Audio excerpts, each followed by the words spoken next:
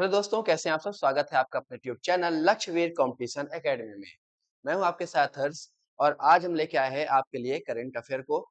दोस्तों, हमारी जो करंट अफेयर की सीरीज चल रही है वो आने वाले एग्जाम्स को देखते हुए आज हमारा दूसरा लेक्चर है, जिसमें हम न केवल भारत के यानी राष्ट्रीय अंतर्राष्ट्रीय महत्वपूर्ण करंट अफेयर को कवर करेंगे, बल्कि हम देखेंगे कि उन करंट अफेयर से स्टैटिक पार्ट में या स्टैटिक पोर्शन में क्या महत्वपूर्ण क्वेश्चन बन सकते हैं।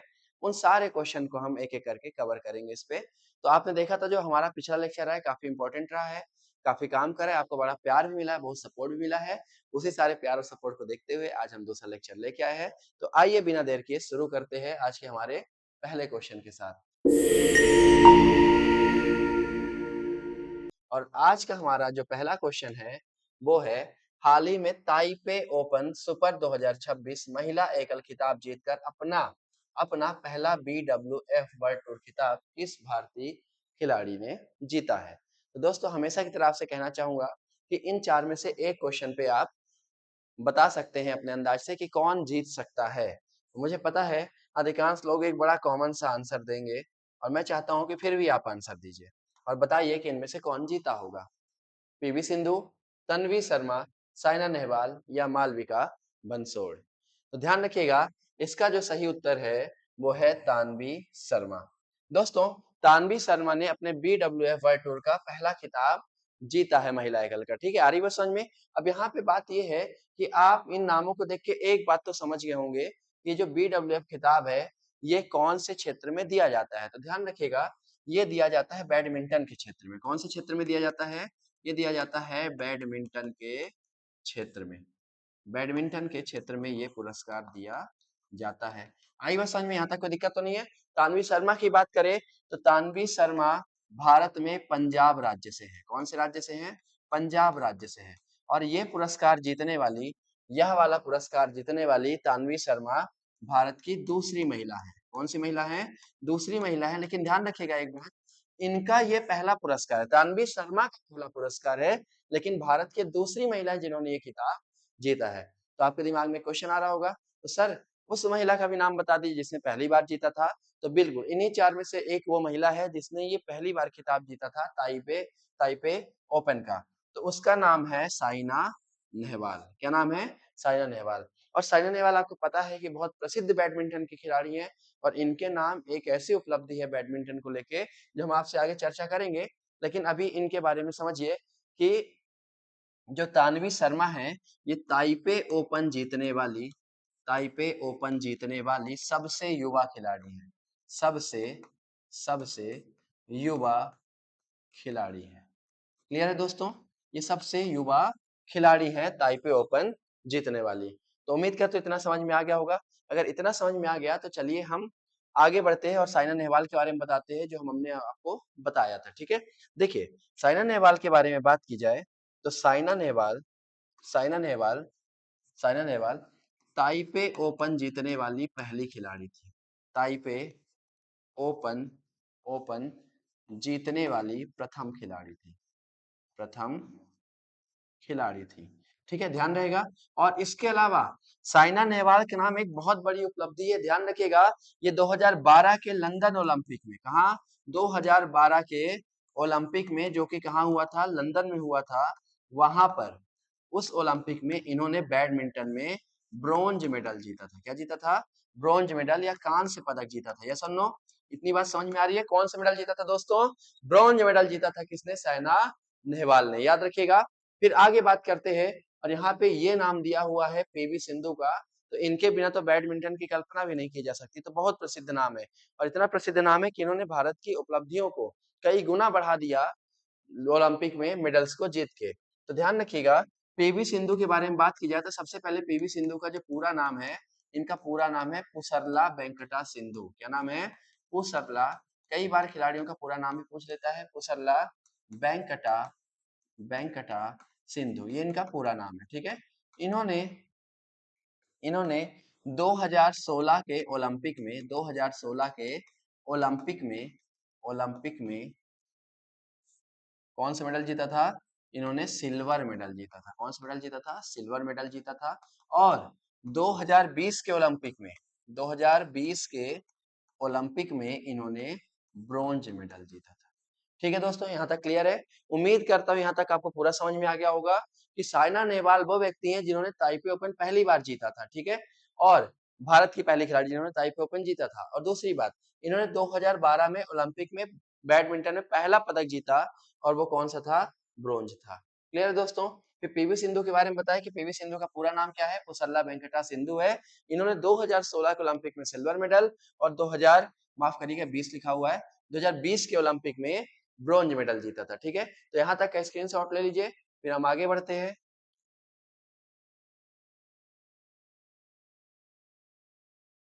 ठीक है, अब दोस्तों ये जो प्रतियोगिता कराने वाली संस्था है, इस संस्था का नाम है BWF। क्या नाम है? BWF। इस संस्था का नाम है BWF। अब BWF के बारे में जानते हैं। कई बार पूछ लिया जाता है कि बैडमिंटन प्रतियोगिता कराने वाली सबसे बड़ी संस्था कौन सी है। जैसे आपको पता है कि क्रिकेट की प्रतियोगिता कराने वाली विश्व की सबसे बड़ी संस्था ICC है। इसी प्रकार बैडमिंटन करवाने वाली विश्व की सबसे बड़ी संस्था कौन सी है? BWF है। ठीक है, और BWF का सबसे पहले तो पूरा नाम देखते हैं। तो BWF में जो B होता है उसका मतलब होता है बैडमिंटन। क्या होता है? बैडमिंटन। W का मतलब बर्ड, वर्ड, और F का मतलब फेडरेशन, फेडरेशन। तो दुनिया में जो वर्ल्ड प्रतियोगिता कराती है बैडमिंटन की, वो कौन है? BWF है, ध्यान रखिएगा। और BWF की स्थापना कब हुई थी? इस्टेब्लिश्ड कब हुआ था? तो BWF की जो स्थापना हुई थी 1934 में। कब हुई थी? 1934 में स्थापना हुई थी। सर सब बता दिए तो मुख्यालय भी बता दीजिए, हेडक्वार्टर का है। तो BWF का जो हेडक्वार्टर है, ध्यान रखिएगा, वो कुआलालंपुर में है। कहाँ है? कुआलालंपुर में है। और कुआलालंपुर फटाक से बताइए किसकी राजधानी है? फटाक से बताइए। हम चाहते हैं आंसर आप कमेंट बॉक्स में बताएं। बताइए, मुझे पता है आप में से सबको पता होगा, शायद ही ऐसा कोई हो जिसको ये बात पता ना हो। और नहीं पता होगी तो 194 देश है, 194 ऑप्शन है, मार दीजिए तुक्का फटाक से। ध्यान रखिएगा, कुआलालंपुर है मलेशिया। कहाँ है? मलेशिया। यानी कि BWF का जो मुख्यालय है वो कहाँ है? मलेशिया में है। ठीक है, तो दोस्तों यहाँ पे जितनी भी बातें लिखी थी कि BWF का मतलब क्या होता है, स्थापना कब हुई, उसका मुख्यालय कहाँ है, और ये वाला जो ताइपे ओपन है कौन जीता है, पहली बार कौन जीता है, पीवी सिंधु की उपलब्धियां क्या क्या है, सबके बारे में हमने आपको बता दिया। अब मालविका बंसोड़ की बात करें तो ध्यान रखिएगा, ये बहुत अच्छी बैडमिंटन प्लेयर है। ये कौन है? बैडमिंटन प्लेयर है। ठीक है, चलिए आगे, चलिए आगे बढ़ते हैं, ले लीजिए स्क्रीनशॉट। और आज का हमारा जो अगला क्वेश्चन है, अगला क्वेश्चन कौन सा है?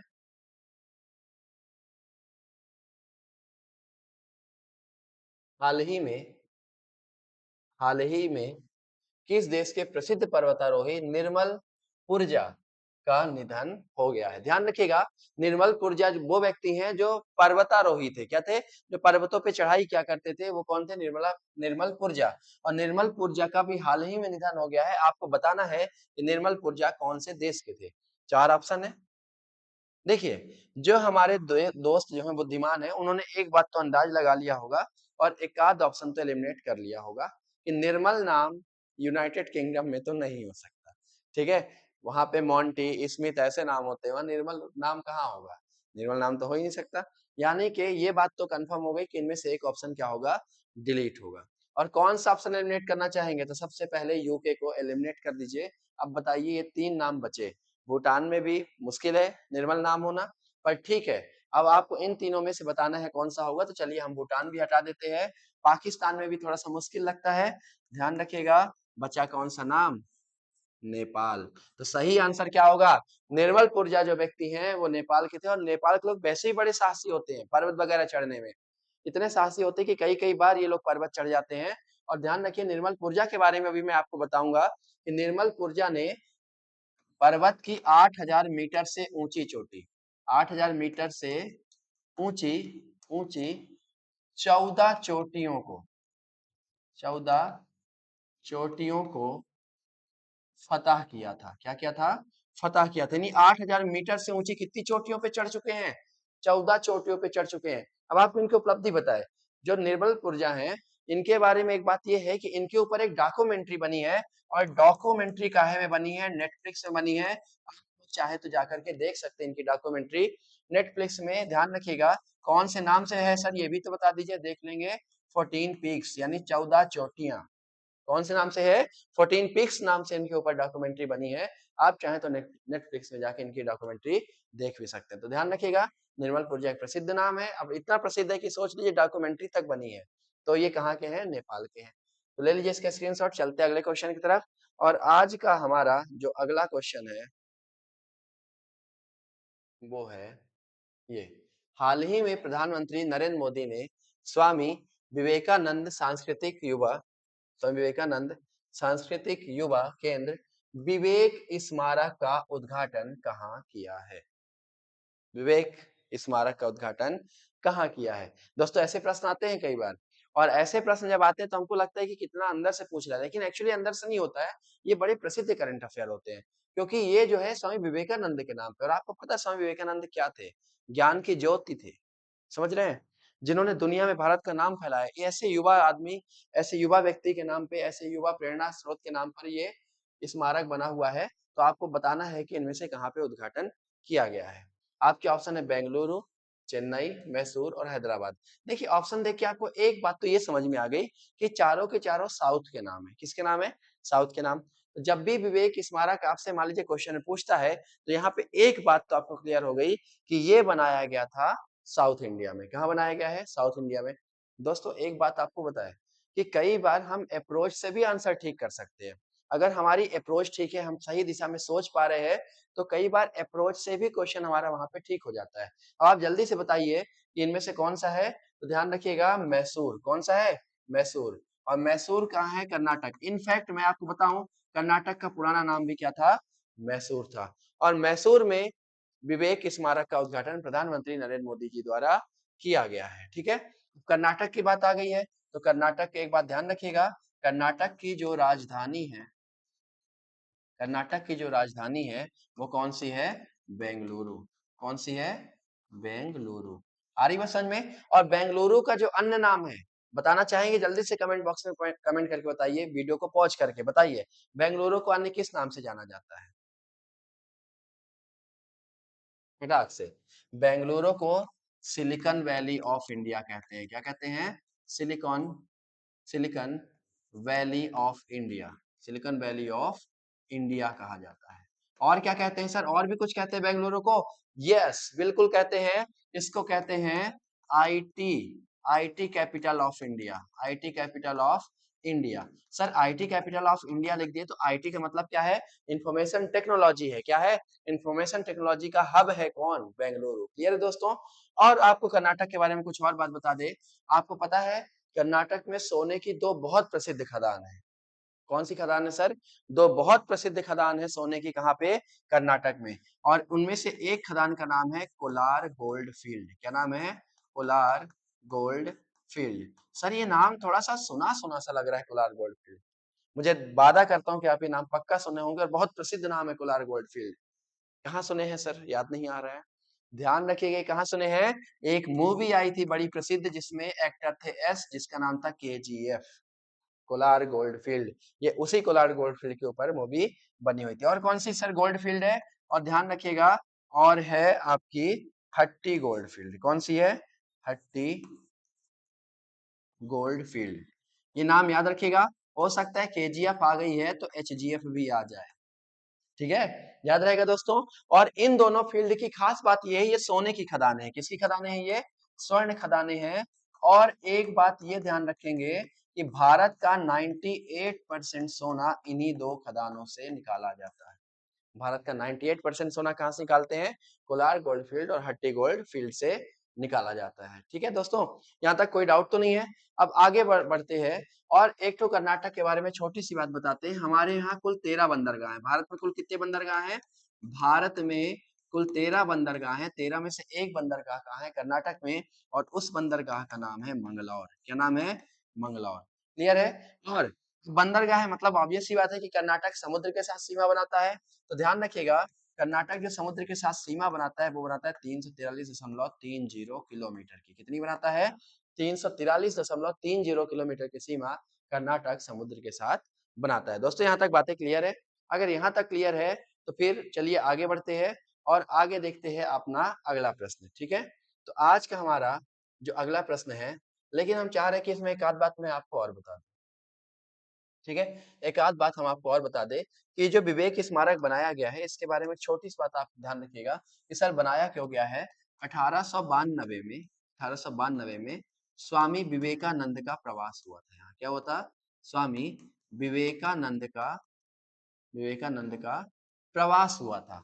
और यहाँ पर जब प्रवास हुआ था तो एक आश्रम स्थापित किया गया था जिसका नाम था रामकृष्ण आश्रम। क्या नाम था? रामकृष्ण आश्रम। और आपको पता है रामकृष्ण किसके गुरु थे? जल्दी से कमेंट बॉक्स में कमेंट करके बताइए रामकृष्ण किसके गुरु थे? तो रामकृष्ण गुरु थे किसके? स्वामी विवेकानंद के। किसके थे? स्वामी विवेकानंद के। ठीक है दोस्तों, यहाँ तक क्लियर है बातें। और यहीं पे रामकृष्ण आश्रम में ही क्या बनाया जा रहा है? विवेक स्मारक बनाया। ठीक है, अब आगे बढ़ते हैं और देखते हैं अगले क्वेश्चन को। और आज का हमारा जो अगला प्रश्न है वो है कौन सा? हाल ही में प्रधानमंत्री प्रधानमंत्री नरेंद्र मोदी ने ASIP सेमीकंडक्टर प्रोजेक्ट का आधारशिला कहाँ रखी है? ASIP सेमीकंडक्टर प्रोजेक्ट की आधारशिला कहाँ रखी है? और आपके सामने ऑप्शन है अमरावती, विशाखापट्टनम, हैदराबाद या बेंगलुरु। यानी एक क्वेश्चन और यहाँ पे क्लियर हुआ क्या कि जो सेमीकंडक्टर हमारा बन रहा है वो भी दक्षिण भारत में ही कहीं बन कहाँ बन रहा है। और बहुत लोग अगर यहाँ पे कॉमन सेंस लगाने में फंस जाएंगे तो ध्यान रखिएगा, मुझे 100% पता है कि आंसर गलत कर देंगे। यहाँ पे आपको लगेगा यहाँ सेमीकंडक्टर की बात चल रही है, चिप की बात चल रही है। चिप क्या सर? जो मोबाइलों में चिप लगती है, जो कंप्यूटर में चिप लगती है, जो लैपटॉप में चिप लगती है, जो टैबलेट में चिप लगती है, जो कैमरे में चिप लगती है, वो चिप जो है सेमीकंडक्टर से बनती है। और सेमीकंडक्टर ध्यान रखिएगा, सेमीकंडक्टर बनाने की जो इकाई है, प्रोजेक्ट है जिसे ASIP कहते हैं, उसकी आधारशिला इनमें से कहाँ रखी गई है? तो साउथ में तो रखी गई, ये बात कंफर्म है, लेकिन इनमें से कहाँ है? ध्यान रखिएगा, सही आंसर हमारा क्या है? विशाखापत्तनम। क्या है? विशाखापत्तनम। सर ये विशाखापत्तनम है कौन से राज्य में? विशाखापत्तनम है आंध्र प्रदेश में। कहाँ है? आंध्र प्रदेश में। और मैं आपसे जानना चाहता हूँ कि आंध्र प्रदेश की राजधानी क्या है? आंध्र प्रदेश की राजधानी क्या है? तो आप आंध्र प्रदेश की राजधानी बताइए क्या है? सबने सही बताया होगा, आ से आंध्र प्रदेश और आ से अमरावती। ठीक है, आंध्र प्रदेश की राजधानी क्या है? अमरावती। यहाँ पे ASIP प्रोजेक्ट चालू किया गया है। और यहाँ पे अगर ASIP नाम आ गया है तो ऑब्वियस सी बात है ASIP का कुछ ना कुछ तो पूरा नाम होगा। पूरा नाम होगा तो क्या नाम है पूरा? ए से एडवांस, ए से एडवांस, एस से सिस्टम। क्या नाम है? ए से एडवांस, एस से सिस्टम, और आई से इन, पी से पैकेज, पी से पैकेज, टेक्नोलॉजी। टेक्नोलॉजी ध्यान रखिएगा, क्या है? Advance system in package technology, ASIP का पूरा नाम है। ठीक है, इसे ISM मिशन के तहत स्थापित किया गया है। कौन से मिशन के तहत? इनको ISM मिशन के तहत ये वाला सेमीकंडक्टर प्रोजेक्ट स्थापित किया गया है। कई बार अब देखिएगा, ISM मिशन इतना इंपॉर्टेंट मिशन है, आपके पेपर में हो सकता है ISM दे दे और पूछ ले कि ISM का पूरा नाम बताइए। ये ISM मिशन जो है वो कौन सा मिशन है? ध्यान रखिएगा, ISM का जो पूरा नाम है वो है इंडिया इंडिया या Indian semiconductor mission. Indian semiconductor semiconductor mission. तो ISM का पूरा नाम क्या है? Indian semiconductor mission. और इसी में मिशन के तहत क्या स्थापित किया गया है? ASIP। ठीक है, advance system in package technology. और ये क्या बनाएगी? सेमीकंडक्टर बनाएगी। सर ये क्यों स्थापित किया जा रहा है? क्योंकि आपको पता है कि अभी हम सेमीकंडक्टर के लिए बहुत ज्यादा हद तक चीन पे डिपेंड है। अगर आप इसका स्क्रीनशॉट लेना चाहते हैं तो ले लीजिए। आपको पता है हम सेमीकंडक्टर के लिए अभी बहुत हद तक चीन पे डिपेंड है। और इसी कारण चीन जो है अभी युद्ध भी चल रहा है। और चीन से जब कभी नहीं बनती तो हमें सेमीकंडक्टर महंगा भी खरीदना पड़ जाता है। और उसके कारण क्या होता है, हमारे यहाँ जितने भी इलेक्ट्रॉनिक गैजेट्स हैं सबके रेट जो है बढ़ जाते हैं। अगर अभी हाल ही में आपने नोटिस किया होगा तो बहुत सारे इलेक्ट्रॉनिक गैजेट के रेट बढ़ गए। मोबाइल्स वगैरह हैं, लैपटॉप वगैरह हैं, टैब वगैरह हैं, सबके रेट्स बढ़ गए। क्यों? क्योंकि सेमीकंडक्टर चिप जो है वो मिल ही नहीं पा रही है या महंगी हो रही है। तो हमने क्या किया है कि हम कोशिश कर रहे हैं कि हम इन मामलों में आत्मनिर्भरता को प्राप्त कर सके। और देश के अलग अलग राज्यों में हम सेमीकंडक्टर जो फैक्ट्री है उसको स्थापित करने की कोशिश कर रहे हैं। और जो ASIP है इससे क्या होगा, हमारे यहाँ ध्यान दीजिएगा, हमारे यहाँ ASIP मिशन के तहत 96 मिलियन चिप जो है, चिप प्रति वर्ष उत्पादित की जाएगी। कितनी की जाएगी? 96 मिलियन चिप प्रति वर्ष उत्पादित की जाएगी।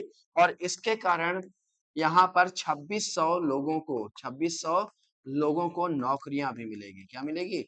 यानी इस वाले मिशन के तहत लोगों को नौकरियां भी मिलेगी, चिप भी मिलेगी, हम आत्मनिर्भर भी बनेंगे। और ध्यान रखिएगा कि सब कौन से मिशन के तहत हो रहा है? आईएसएम मिशन के तहत, इंडियन सेमीकंडक्टर मिशन। क्लियर है दोस्तों? आगे बढ़े और आज का अपना अगला प्रश्न देखते हैं। और आज का हमारा जो अगला प्रश्न है वो है हाल ही में हाल ही में 1 अगस्त 2026 से 1 अगस्त 2026 से रक्षा लेखा महानियंत्रक यानी controller general of defence account CGDA किसे नियुक्त किया गया है? बताइए किसे नियुक्त किया गया है?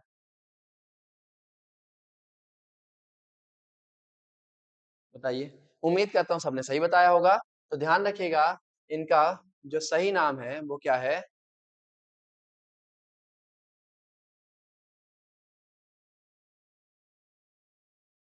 यहाँ से कट करना। इनका जो सही नाम है वो क्या है? अलका नागिया अरोड़ा। क्या नाम है? अलका नागिया अरोड़ा। इनको कहा है कौन से पद पे नियुक्त किया गया है? इनको सीजीडीए के पद पे नियुक्त किया गया है। और सीजीडीए का पूरा नाम पूछेगा तो क्या होगा? Controller general of defence account. यहाँ साफ साफ समझ में आ रहा है कि क्या है, ये कंट्रोलर जनरल है किसकी? डिफेंस अकाउंट की। किसकी है? Defence account. यानी जो रक्षा मंत्रालय के तहत रक्षा मंत्रालय को जो बजट दिया जाता है वो सारे बजट की जो ऑडिटिंग करने वाली व्यक्ति है वो कौन बनी है? अलका नागिया अरोड़ा। अब अलका नागिया अरोड़ा के बारे में आप एक बात जान लीजिए, ये 1991 बैच की। कौन से बैच की? ये 1991 1991 बैच की क्या है? आईडीएएस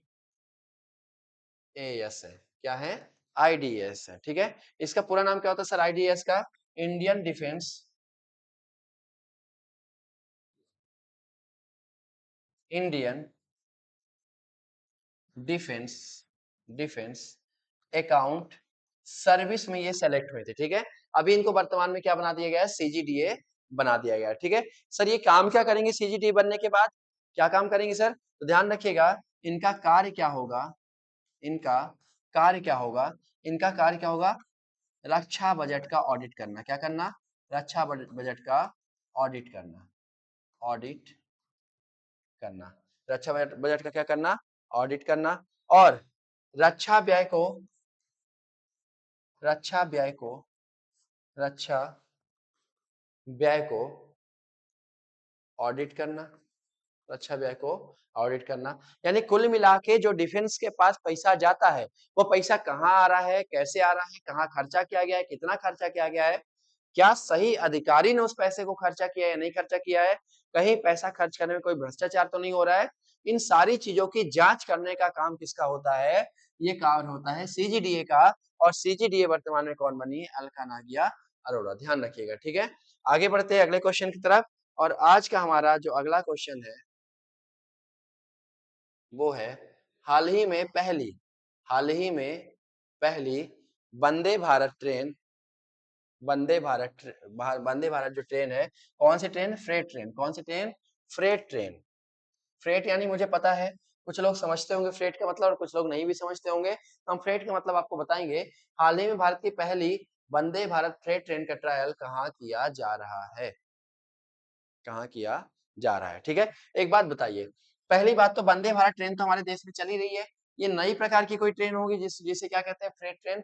तो फ्रेट ट्रेन और कुछ नहीं होती है। फ्रेट ट्रेन का मतलब होता है मालगाड़ी। क्या होता है? मालगाड़ी। क्या होता है? माल यानी भाड़ा ढोने वाली गाड़ी को क्या कहते हैं? मालगाड़ी। सर ये फ्रेट ट्रेन नई चलाई जा रही है और वंदे भारत में चलाई जा रही है, क्यों? एक बात आज सबको पता है कि वंदे भारत की स्पीड बहुत अच्छी है, गति बहुत अच्छी है। और क्या होता है हमारे देश में एक समस्या ये है कि ट्रेनों की गति धीमी थी, मालगाड़ियों की गति धीमी थी। इससे सामान पहुंचाने में कई बार बहुत लेट हो जाता था। तो अब क्या किया गया है? वंदे भारत में ही मालगाड़ी की सुविधा शुरू कर दी गई है। और इससे इसका जो पहला ट्रायल किया गया है वो कहाँ किया गया है? वो किया गया है कोटा में। कहाँ किया गया है? कोटा में। आई बात समझ में?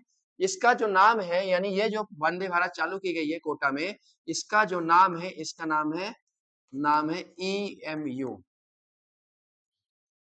ईएमयू या गति शक्ति या या गति शक्ति कार्गो ट्रेन। क्या नाम है? गति शक्ति कार्गो ट्रेन। क्लियर है दोस्तों? क्या नाम है? गति शक्ति कार्गो ट्रेन। इसको ईएमयू भी बोलते हैं और यह क्या बोलते हैं? गति शक्ति कार्गो ट्रेन भी कहा जाता है। अब इसके बारे में एक बात देखिएगा, इसको ईएमयू क्यों बोलते हैं? क्योंकि ईएमयू का अगर पूरा नाम आपसे पूछेगा, electrical electrical multiple unit, electrical multiple unit. दोस्तों, प्रश्न सीधा सीधा तो पूछ सकता है कहाँ पे ट्रायल किया जा रहा है, लेकिन आपसे ये भी तो पूछ सकता है इसका दूसरा नाम क्या है? इसको ईएमयू कहते हैं या फिर क्या कहते हैं? गति शक्ति कार्गो ट्रेन। कार्गो का मतलब होता है भाड़ा। क्या होता है? भाड़ा। आई वो समझ में? तो ईएमयू का, अब मान लीजिए कि अगर थोड़ा और अंदर जाके पूछता है तो क्या पूछेगा? ईएमयू का पूरा नाम क्या है? तो इसका पूरा नाम है इलेक्ट्रिकल मल्टीपल यूनिट। क्या नाम है? Electrical multiple unit. क्लियर है दोस्तों? यहाँ तक कोई डाउट तो नहीं है? आगे अब आपको एक बात हमको बतानी है कि जो हमारे यहाँ वंदे भारत ट्रेन चलती है, वो ट्रेन बनती कहाँ है? जल्दी से बताइए, फटाक से बताइए। मुझे पता है आप में से आधे बहुत सारे लोगों को पता है। ठीक है, बताइए कहाँ बनती है? हमारे देश में जो वंदे भारत ट्रेन है वो बनती है आईसीएफ में। कहाँ बनती है? आईसीएफ में बनती है। सर आईसीएफ का पूरा नाम बता दीजिए। तो आईसीएफ का जो पूरा नाम है, इसका पूरा नाम है integral integral coach coach factory. पूरा नाम क्या है? Integral coach factory. सर ये कहाँ पे है? तो ये इंटीग्रल कोच फैक्ट्री है चेन्नई में। कहाँ है? चेन्नई में। ध्यान रखिएगा, इंटीग्रल कोच फैक्ट्री कहाँ पे है? चेन्नई में। और ये कौन सी ट्रेन बनाती है? आईसीएफ। आईसीएफ वंदे भारत बनाने के लिए जानी जाती है। अच्छा, आप में से कोई मुझे बता सकता है कि वंदे भारत ट्रेन का जो कॉन्सेप्ट है, सबसे पहले कौन से भारतीय के दिमाग में आया था? यानी father of Vande Bharat train किसको कह सकते हैं हम? फटाक से बताइए। ये एकदम नया क्वेश्चन है, लेटेस्ट क्वेश्चन है। आप लोग बताइएगा, father of Vande Bharat train हम किसे कहते हैं?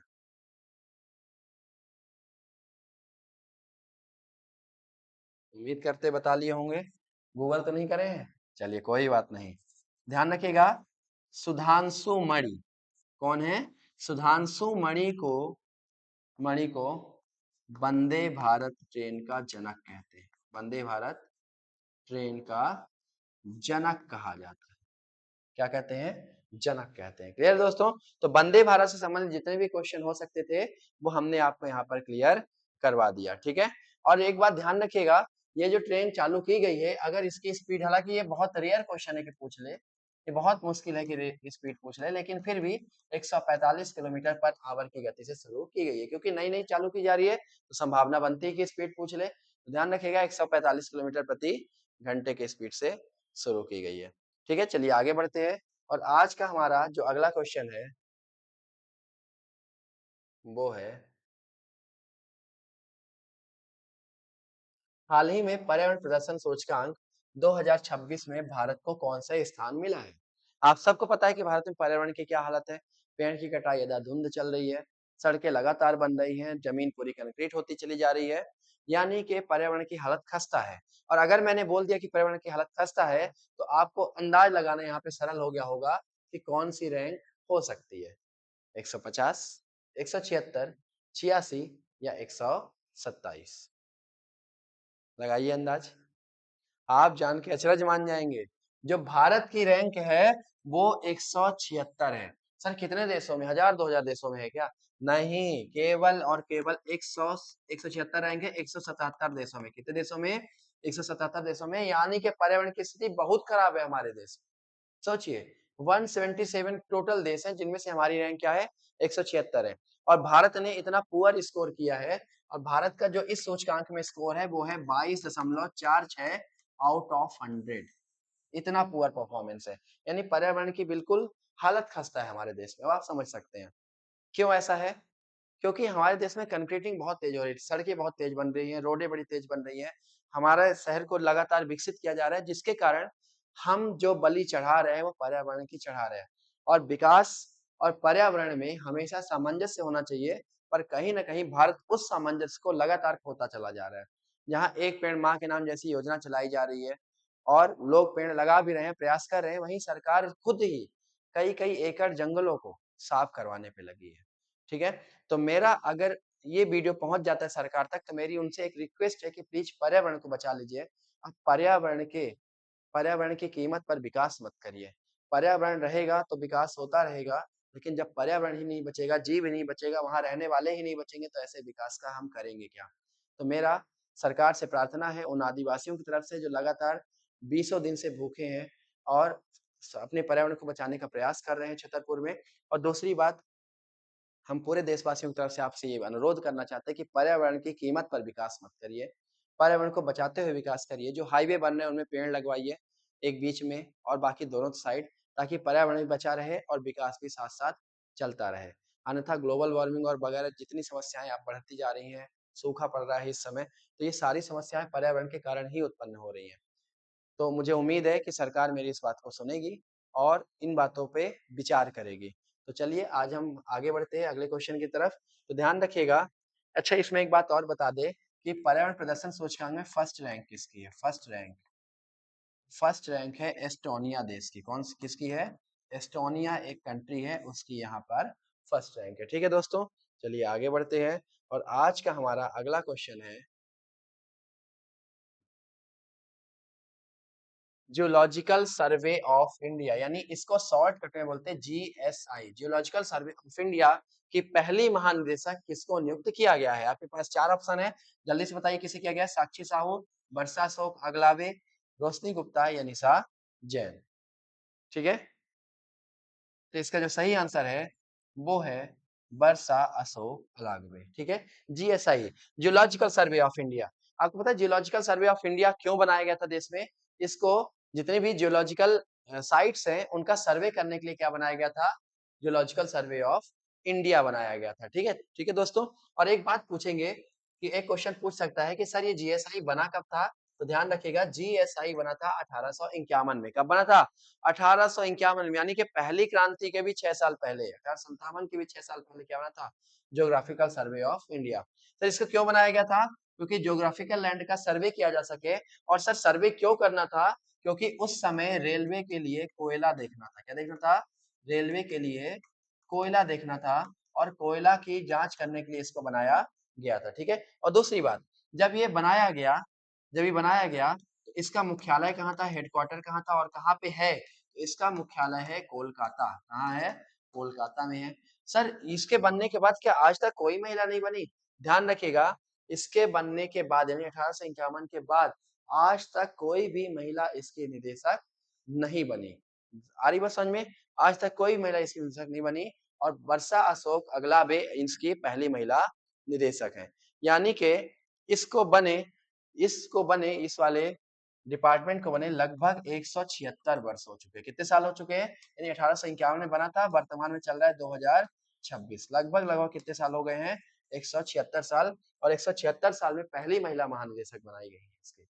ठीक है दोस्तों, याद रहेगा, स्क्रीनशॉट ले लीजिए। चलिए आगे बढ़ते हैं और आज का हमारा जो अगला क्वेश्चन है वो है निम्न में से किसे विक्रम विक्रम साराभाई अंतरिक्ष केंद्र का निदेशक नियुक्त किया गया है? किसे किया गया है जल्दी बताइए? राघव अरोड़ा, रजनीश चौहान, उपेंद्र पी राजीव या अवनी मिश्रा? मुझे विश्वास है आप लोग इसका सही आंसर लगाए होंगे, नहीं तो तुक्का तो सही लगाए ना होंगे। ठीक है, इसका जो सही आंसर वो क्या है? उपेंद्र पी राजीव है। क्या है? उपेंद्र पी राजीव। क्लियर है दोस्तों, यहाँ तक कोई दिक्कत तो नहीं है? उपेंद्र पी राजीव है। बात ये है कि विक्रम साराभाई स्पेस सेंटर ये कहाँ है सर? तो ध्यान रखिएगा, विक्रम साराभाई स्पेस सेंटर है तिरुवनंतपुरम में। कहाँ है? तिरुवनंतपुरम। और तिरुवनंतपुरम सर कहाँ है? तिरुवनंतपुरम है केरलम में। कहाँ है? केरलम में। Sir Keralam, yes Keralam. पहले केरलम का पुराना नाम था केरल, अब उसका वर्तमान और नया नाम क्या है? केरल है। एक छोटा सा प्रश्न आपसे पूछना चाहते हैं कि ये जो नाम बदला गया है केरल का केरलम हो गया है, वो संविधान के किस आर्टिकल के तहत बदला गया होगा? फटाक से बताइए, कौन से आर्टिकल के तहत किसी भी राज्य का नाम बदला जा सकता है? मुझे उम्मीद है आप सब लोग सही आंसर देंगे। चलिए ऑप्शन देते हैं, आर्टिकल 1, 2, 3 या 4। ये लीजिए 1, 2, 3, 4, मारिए तुक्का चार ऑप्शन में। ठीक है, मुझे विश्वास सबने सही लगाया होगा। ध्यान रखिएगा, आर्टिकल 3 के तहत किसी भी राज्य का नाम बदला जा सकता है। ठीक है, और तिरुवनंतपुरम कहाँ है? केरलम में। और सर बीएसएससी की स्थापना कब हुई थी? स्टैब्लिश्ड कब हुआ था? तो इसकी स्थापना हुई थी 1963 में। कब हुई थी? 1963 में इसकी स्थापना हुई थी। और तब से ये स्पेस के लिए काम कर रहा है, अंतरिक्ष अनुसंधान के लिए काम कर रहा है। सर इसका किसी से संबंध भी है क्या? यस, बीएसएससी का संबंध है इसरो से। किससे है? इसरो से। अब इसरो आ ही गया है, इसरो के बारे में जानना चाहता हूँ कि इसरो को मैं इसका पूरा नाम बताता हूँ, आप बताइए इसरो की स्थापना कब हुई? मैं इसका पूरा नाम बताता हूँ, तब तक आप कमेंट बॉक्स में कमेंट करिए कि इसरो की स्थापना कब की गई।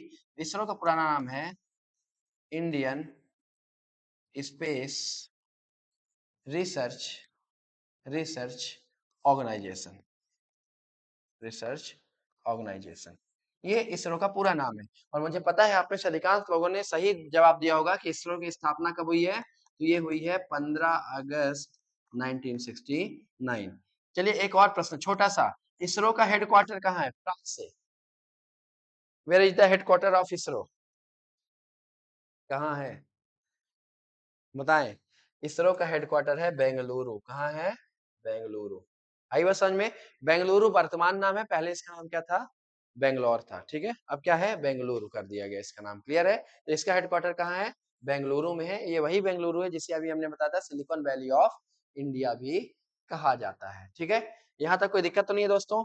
चलिए आगे बढ़ते हैं और आज का हमारा जो अगला क्वेश्चन है, वो अगला क्वेश्चन कौन सा है कि हाल ही में सीबीएसई का नया अध्यक्ष किसे नियुक्त किया गया है? सर सीबीएसई का नया अध्यक्ष नियुक्त किया गया है, वो किसे किया गया ये तो हम जानेंगे, लेकिन क्यों किया गया उसके पीछे कारण भी जानेंगे। अभी आपको पता है कि कुछ दिन पहले सीबीएसई ने एक नया नियम निकाला था जिसमें कॉपी चेक होनी थी स्क्रीनिंग में, यानी कॉपी की स्क्रीनिंग होगी और उसी स्क्रीनिंग में कॉपी चेक होनी थी। और इतनी ज्यादा धांधलेबाजी हो गई, धांधलेबाजी यानी कह सकते हैं कि अनियमितता इतनी ज्यादा हो गई, इरेगुलरिटी इतनी सारी हो गई कि किसी के नंबर कुछ थे, किसी के नंबर कुछ थे। कोई पूरा पेपर करके आया तो बिल्कुल कम नंबर पाया, जो बिल्कुल कम पेपर करके आया बहुत ज्यादा नंबर पाया, यानी कॉपी मिक्स हो गई थी और बड़ी बहुत ज्यादा बच्चों में निराशा आ गई थी। उसके कारण से सीबीएसई के जो अध्यक्ष है उसको चेंज भी कर दिया गया है और हाल ही में सीबीएसई के एक नए अध्यक्ष बने हैं, उनका नाम आपको बताना है। उनका नाम क्या था? उनका नाम क्या है मतलब लोखंडे प्रशांत सीताराम। क्या नाम है? लोखंडे पी सीताराम या लोखंडे प्रशांत सीताराम। आ रही बात समझ में? ये सीबीएसई के नए अध्यक्ष हैं। अब बात यहाँ पे सीबीएसई की आई है, तो हम चाहते हैं कि आप इसका पूरा नाम बता दें। या तो आप इसका पूरा नाम बता दें या तो आप बता दें कि सीबीएसई की स्थापना कब की गई थी। तो ध्यान रखिएगा सीबीएसई का जो पूरा नाम है वो है central board board of of secondary secondary education. Central board of secondary education. Sir आपने बताया कि ये कब बना है, ध्यान रखिएगा ये बना है 3 नवंबर 1962 को। और पूरे देश में जो सीबीएसई बोर्ड चलते हैं ना, सीबीएसई बोर्ड के एग्जाम कंडक्ट कराने वाली है, सीबीएसई स्कूलों को रेगुलेट करने वाली संस्था कौन सी है? सीबीएसई है। और इसी सीबीएसई के वर्तमान में अध्यक्ष कौन बने हैं? लोखंडे पी सीताराम। क्लियर है दोस्तों? यहाँ तो कोई डाउट तो नहीं है और उम्मीद करता हूँ यहाँ तक आपको कोई डाउट नहीं होगा और चीजें अच्छे से चल रही होगी। लेकिन एक बात आपसे रिक्वेस्ट है मेरी छोटी सी, अगर आपको मेहनत पसंद आ रही हो तो प्लीज अपने दोस्तों के साथ शेयर कर दीजिए। Sharing is caring. आप शेयर करेंगे तो इसका कहीं ना कहीं पुण्य मिलेगा। सावन का समय चल रहा है और एक बात ध्यान रखिए, भगवान भोलेनाथ भी कहीं ना कहीं इस बात को देख रहे होंगे कि आप बड़ा शेयर कर रहे हैं, बड़ा मन लगा के पढ़ रहे हैं और कहीं ना कहीं शिक्षक की मदद कर रहे हैं। तो ईश्वर इसको भी देख रहा होगा, क्या पता प्रसन्न हो जाए, इस 2026 में आपका सिलेक्शन हो जाए। और मैं तो ईश्वर से प्रार्थना करता हूँ वो सभी बच्चे सेलेक्ट हो जाएं जो बहुत मन लगा के पढ़ रहे हैं, चाहे वो कहीं पढ़ रहे हो, कैसे भी पढ़ रहे हो, बस मन लगा के पढ़ रहे हो, इस बार वो सब सेलेक्ट हो जाए। चलिए आगे आगे बढ़ते हैं और आज के हमारे अगले क्वेश्चन को देखते हैं। आज का हमारा जो अगला क्वेश्चन है वो है हाल ही में जीआई टैग प्राप्त पत्थर कट्टी कला। कौन सी?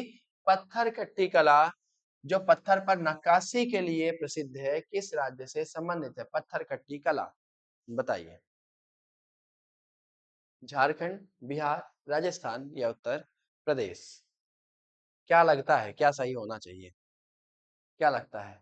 आदिवासियों का राज्य झारखंड सही होना चाहिए, बिहारियों का राज्य बिहार सही होना चाहिए, सबसे बड़ा राज्य राजस्थान सही होना चाहिए, कि जनसंख्या में सबसे बड़ा राज्य उत्तर प्रदेश सही होना चाहिए? क्या सही होना चाहिए, क्या लगता है बताएं? क्या तुक्का मारेंगे? मुझे विश्वास है तुक्का पक्का सही सही मारे होंगे और वो राज्य है बिहार। वो राज्य कौन सा है? बिहार, जहाँ की कला है पत्थर कट्टी कला और इसको क्या दिया गया है? जीआई टैग दिया गया है। ठीक है, अब यहाँ पे बात आती है कि झारखंड की, एक एक करके इन राज्यों के बारे में देखते हैं। तो ध्यान रखिएगा झारखंड जो है, झारखंड यह बिहार से अलग होके बना है। किससे अलग होके बना है? ये बिहार से अलग होके बना है। कब बना है सर बिहार से अलग होके? ये बना है 15 नवंबर सन 2000। कब बना? 15 नवंबर सन 2000 को। एक बात और बता दें आपको, 15 नवंबर को आदिवासी दिवस मनाते हैं। क्या मनाते हैं? आदिवासी दिवस मनाया जाता है। और 2000 सन 2000 को ये अलग हुआ है। तो सन 2000 की बात करें तो सन 2000 में 3 नए राज्य बने थे। कितने राज्य बने थे? 3 नए राज्य बने थे। और उन 3 नए राज्यों में सबसे पहला जो राज्य बना था वो बना था छत्तीसगढ़। क्या बना था? छत्तीसगढ़, जो कि एमपी से अलग हुआ था। किस तारीख को हुआ था सर? 1 नवंबर 2000 को। कब हुआ था? 1 नवंबर 2000 को। और दूसरी बात, उत्तराखंड बना था किससे अलग होकर? यूपी से अलग होकर। कब बना था सर? ये बना था 9 नवंबर 2000। और तीसरा कौन सा बना था सर? तीसरा बना था झारखंड। और झारखंड किससे अलग होकर बना था? बिहार से अलग होकर बना था। और कब बना था? 15 नवंबर 2000। तो ये स्टैटिक का बड़ा इंपॉर्टेंट क्वेश्चन है, इसको आपको याद रखना है, ठीक है। कई बार पूछता है कि ये राज्य का गठन कब हुआ था। आप किसी भी राज्य से हो, किसी भी राज्य से हमको सुन रहे हो, देख रहे हो, तैयारी कर रहे हो, आपके सभी एग्जाम में ये चीजें काम आने वाली। खासकर जिस राज्य के उसका तो याद ही रखिएगा, ठीक है। फिर आगे बढ़ते हैं। बिहार की बात करें तो बिहार की जो राजधानी है वो है पटना। कौन सी है? पटना। बिहार के बारे में एक वेब सीरीज है, वेब सीरीज में कहावत है, जो जो आप बिहार को समझते हैं त्यों तो बिहार आपको एक नई पहेली बुझा देता है। समझ रहे हैं? तो यही हुआ है अभी। अभी आपको पता है कि बिहार में एक जगह है बांकीपुर, जहां पर उपचुनाव हुआ। और उपचुनाव में बांकीपुर जो है वो बीजेपी का गढ़ माना जाता था, यानी जो राष्ट्रीय पार्टी उसका गढ़ माना जाता था। और उसके गढ़ में जा करके एक व्यक्ति जिनका नाम है पीके प्रशांत कुमार, सॉरी प्रशांत किशोर, प्रशांत किशोर ने जा करके बीजेपी के कैंडिडेट नीरज को 19,000 से ज्यादा वोटों से हरा दिया। समझ पा रहे हैं? यानी ये दिखाता है कि पीके ने जिस प्रकार की राजनीति शुरू की है बिहार में, वो जाति, धर्म, लिंग सबसे अलग है। उन्होंने केवल विकास की बात पे चालू किया है राजनीति। उन्होंने कहा है कि हम बिहार में विकास लेके आएंगे, हम जाति की राजनीति नहीं करेंगे, हम मजहब की राजनीति नहीं करेंगे, हम पूरे बिहार को साथ लेके चलेंगे, पूरे बांकीपुर को साथ लेके चलेंगे। और एक नई राजनीति की शुरुआत हो रही है कहाँ से? बिहार से। वैसे भी बिहार जाना ही जाता है प्रयोग के लिए और नई प्रकार की राजनीति के लिए, जो कि फिर से शुरू हो गई है बिहार से। चलिए आगे बढ़ते हैं। और आज का हमारा जो अगला और अंतिम क्वेश्चन है वो है कि हाल ही में प्रशांत द्वीप राष्ट्र के आधिकारिक रूप से अपना पारंपरिक नाम पुनः अपनाते हुए नाओरा गणराज्य नाम रखा है। यानी यहाँ इनमें से कौन से देश का नाम अब नाओरा गणराज्य हो गया है? ये यहाँ तो तुक्का भी लगाएंगे तो मैं गारंटी देता हूँ, गारंटी तुक्का गलत नहीं होगा। 100%, 100% गारंटी तुक्का गलत नहीं होगा। लगा दीजिए जो लगाना हो। मुझे पता है 100% लोगों का सही है। और जाइए आज अच्छे से सोइएगा, आपका आंसर क्या है? सही है। नौरू का राज्य हो गया है क्या? नौरा गणराज्य। मुझे विश्वास है यहाँ तक आपको समझ में आया होगा और बहुत अच्छे से चीजें समझ में आई होंगी। तो मिलते हैं आपसे अगली वीडियो में, तब तक के लिए धन्यवाद। जय हिंद। ठीक है, गुड नाइट।